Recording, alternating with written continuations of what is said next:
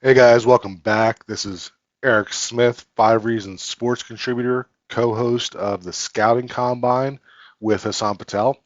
And on this week's video, we're going to look at the offensive line grades for the Dolphins' Week 14 matchup versus the New York Jets.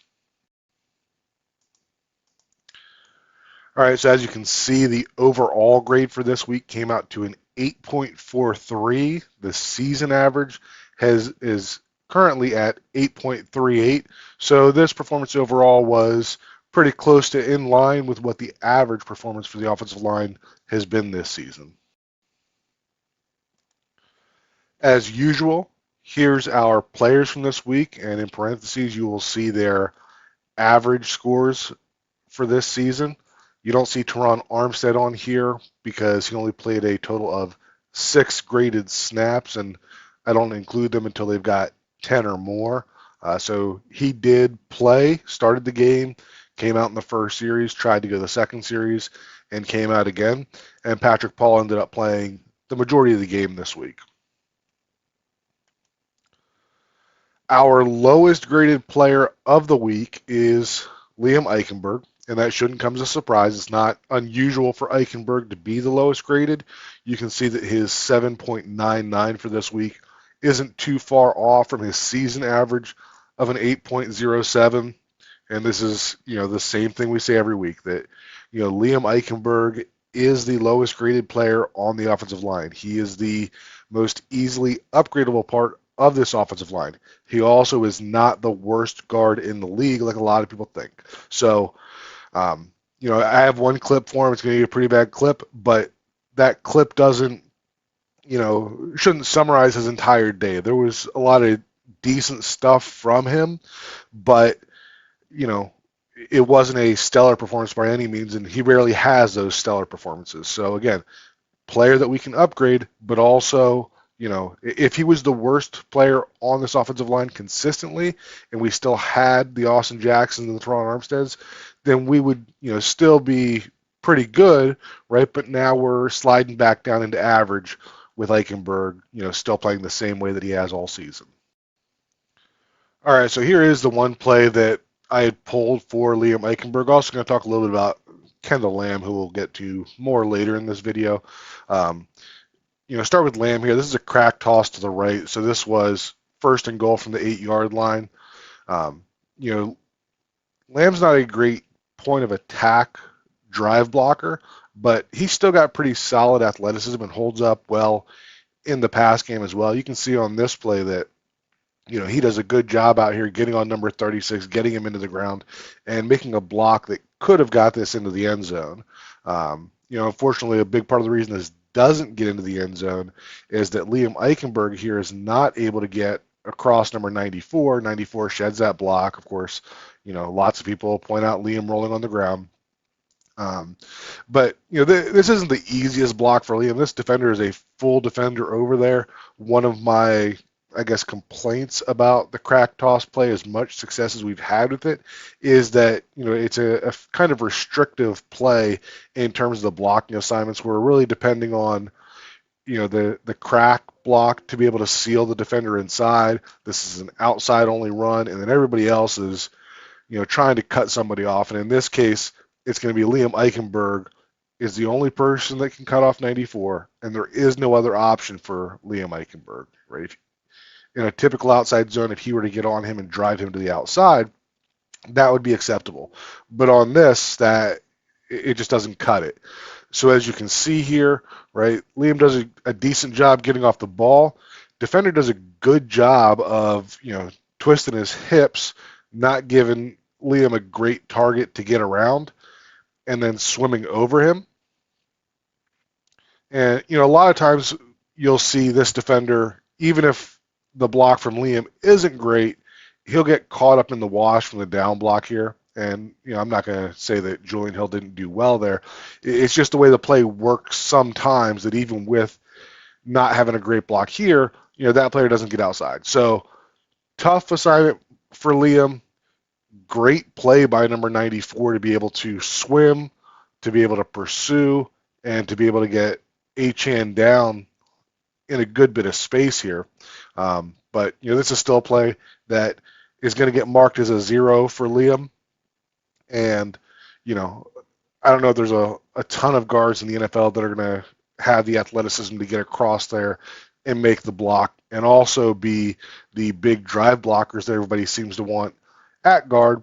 But like I said, this was just the one video that I pulled for Liam and for Lamb, and I just wanted to talk about it on this video. All right, coming back over to the grades, and our next graded player, next lowest graded player, is going to be Aaron Brewer. He comes in at 8.27, and like you see, this is a little bit below the season average of the offensive line, and a good chunk lower than his individual average, but still a pretty good day.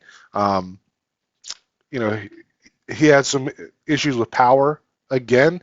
I think that a big part of that was that Miami really didn't go to the stuff that where he shines at, the outside zone runs. I think they only ran 3 of them in this game.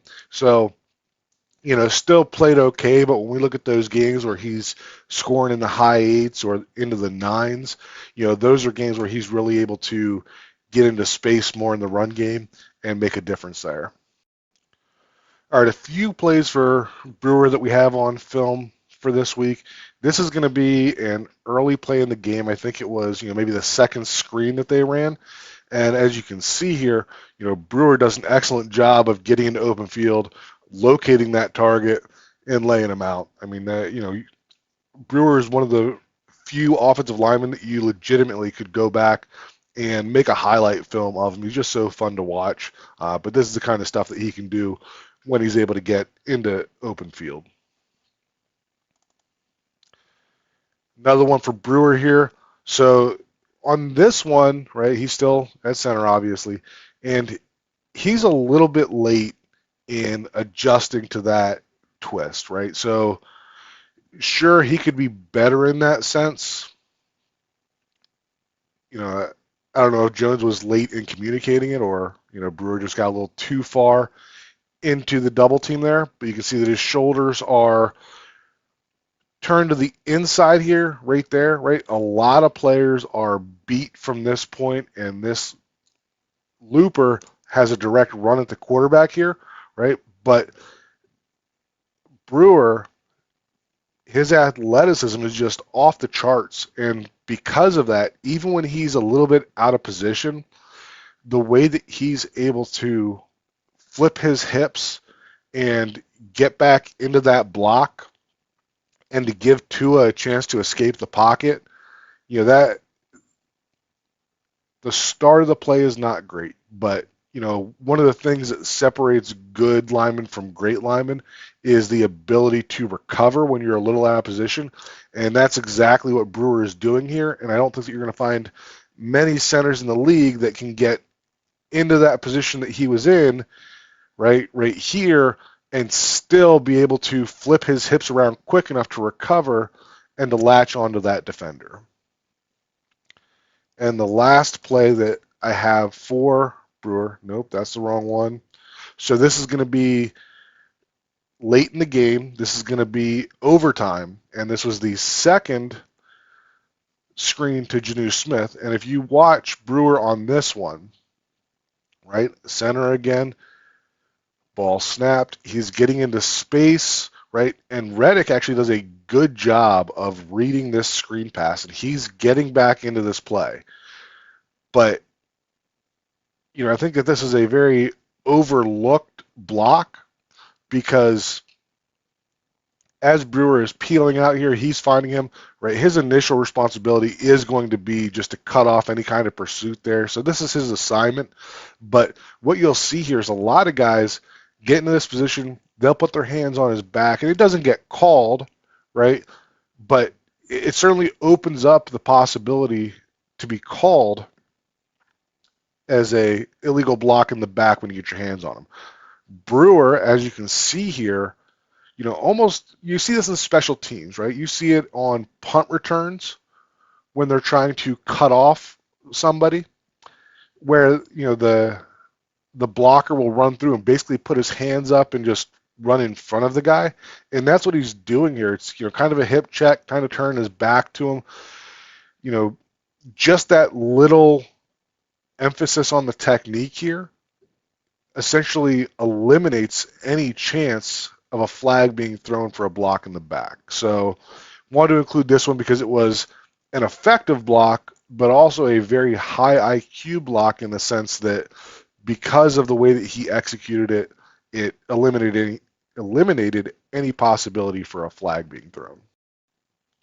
All right, as we continue through here, our next lowest graded player is going to be Patrick Paul, and you can see that he came in at a 8.45, which is very close to the overall average for the offensive line this week. Patrick Paul, in my opinion, had a pretty good week. I thought that he was better in pass protection than he was run blocking, but I was really encouraged by the potential that he showed in both of those this week.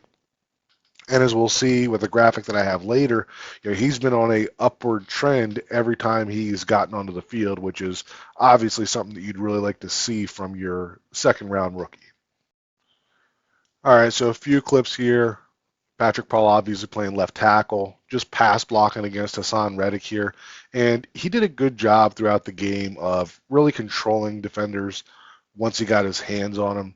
And, there was questions when he was drafted about the technique that he used in terms of letting a defender get his hands into Paul's chest and the way the hands come outside. And I pushed back against that, pointing out that it's a very similar technique to what Teron Armstead uses.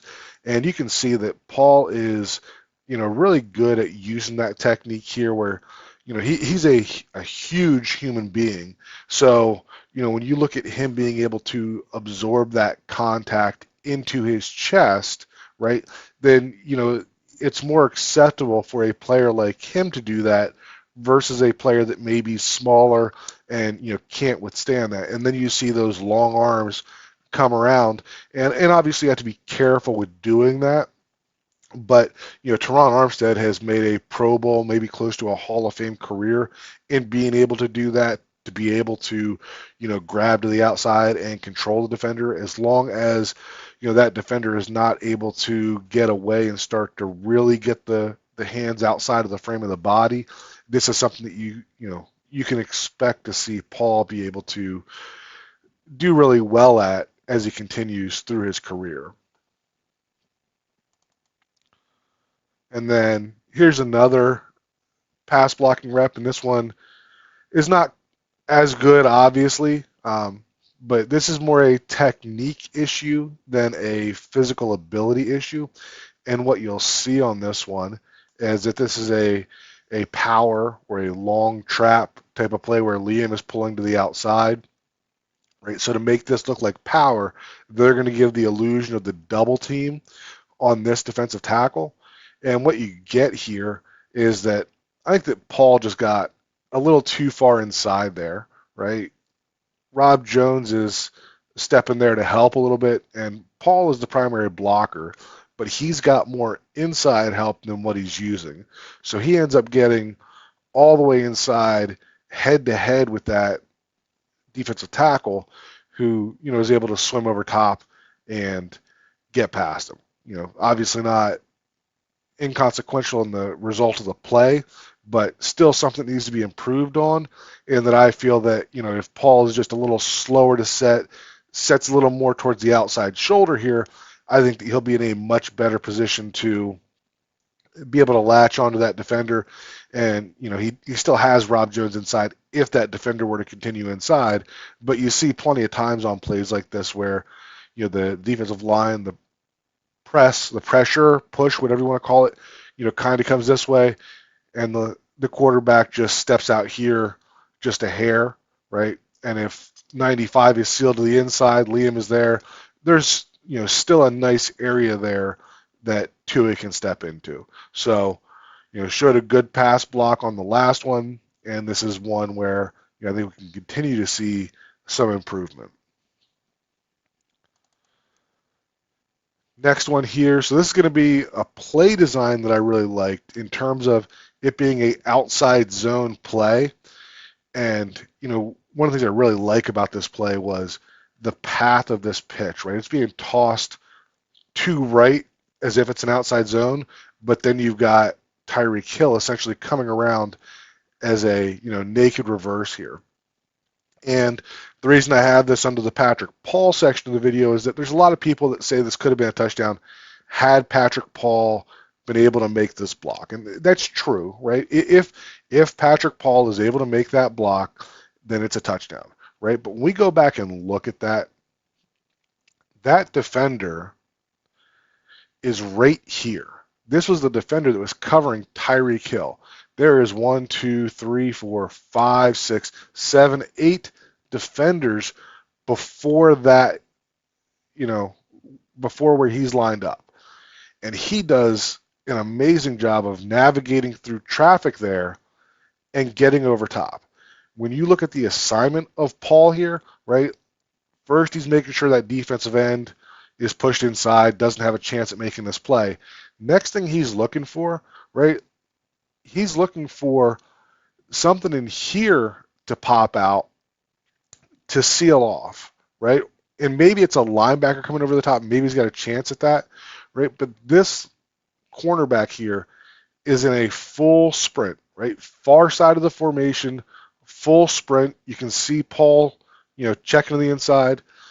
This is not a missed block by Paul. And I put this out there on Twitter and on Blue Sky, right? If you feel like this is a missed block from Paul, then I encourage you to go find me any clip in the NFL of a tackle who is able to latch on to a defensive back, was that 5+ yards downfield, who is running full speed sideline to sideline.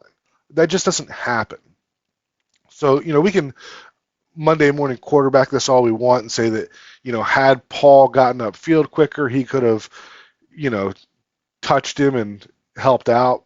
By the same token, if he gets upfield too quick and a linebacker comes up underneath and makes that tackle for a short gain, then we're all ripping Paul for, not getting there. So just wanted to spend a little bit of time on that play because this is not a missed block by Paul. There's not a offensive tackle in the NFL that's going to make that block. And then our last one for Patrick Paul here, this is actually the first outside zone of the play. I think it was second series, fourth play.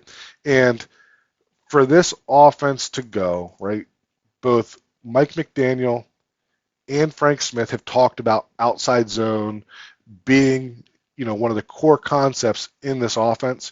So when we talk about replacing Teron Armstead, mitigating the loss of Austin Jackson and still being able to find a way to run the ball and do the things that Miami wants to, outside zone is one of those things they need to be able to do, right? So, and this is a tough block, right? This is basically 2 full linemen outside of Paul, right? And the beauty of outside zone is that, it's not as restrictive as crack toss like we looked at earlier, right? Paul does not have to seal this defender to the inside.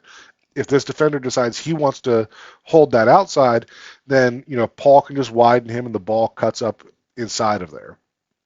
But what we'll get here, right, great takeoff off of the ball. You can see that right away he gets the outside, right? So now he has that position. So now he can work to get to the outside. And that's exactly what he does and closes down that edge to let Jalen Wright get outside of it, right? Flip side of it, like I said, had this defender decided that he was going to try to anchor down, right, you've got Paul getting, 1, 2, into his third step, getting some momentum going that he could kick that end out and that play can hit up inside of there.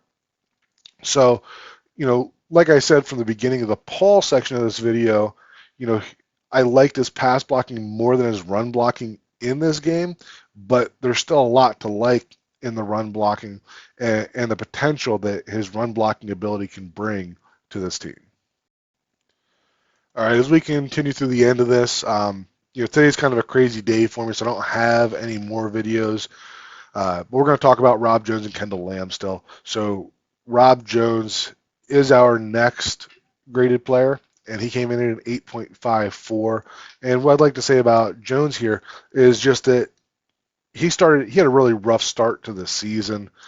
had a 6.18 versus the Seahawks and a 4.55 versus the Titans.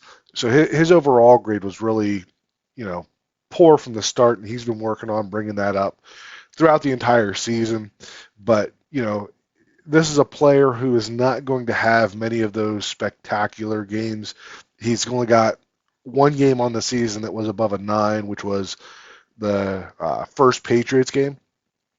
But just kind of a consistently above average performer, right?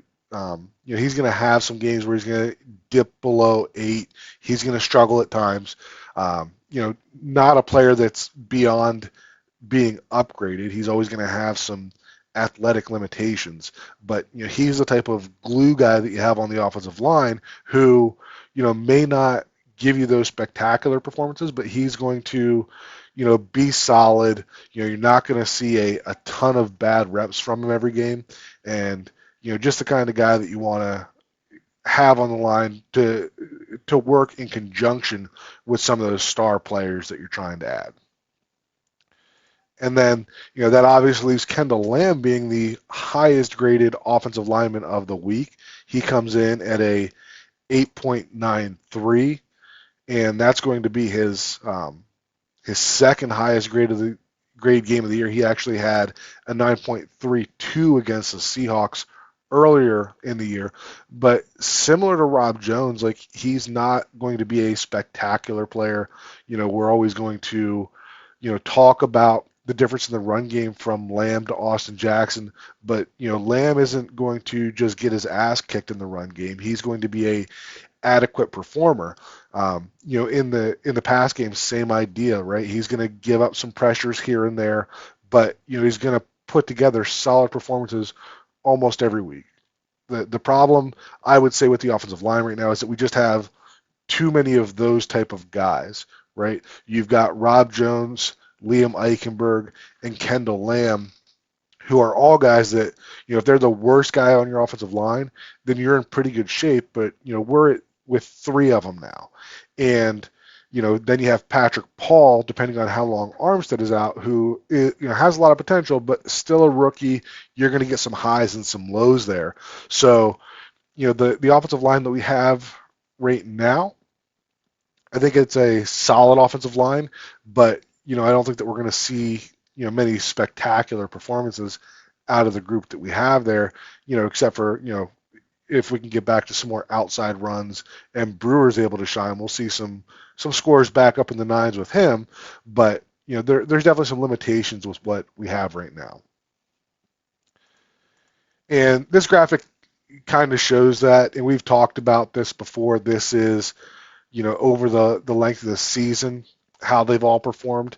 And you can see that earlier in the season, we were getting some, high performances from, in the orange here, you got Aaron Brewer.